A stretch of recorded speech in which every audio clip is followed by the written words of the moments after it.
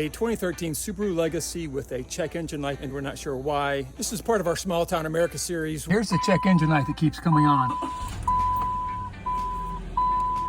It's right there. Got 175,000 miles. Can point to sludge on the piston rings, a fouled plug, a clogged cat converter, or many others. We're going to do a 3-step tune-up. It's the crankcase, the fuel system, and the air intake exhaust. Step 1 is a bottle of our tune-up in the oil. Do it while the engine's off and not too hot.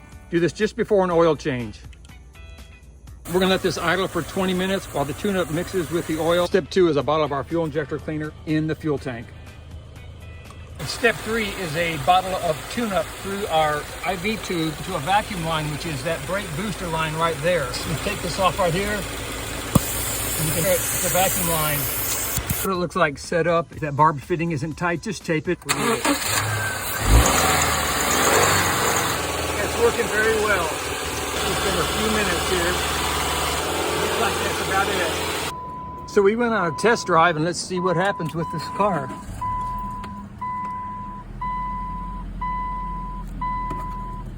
There's where it should have been, right there. Looks like the check engine light is off, the motor purr, and an oil change in a test drive. Oil change guy said it was a bad oxygen sensor. Turns out it's just a dirty one. MotorPur.com for a world as clean as your engine.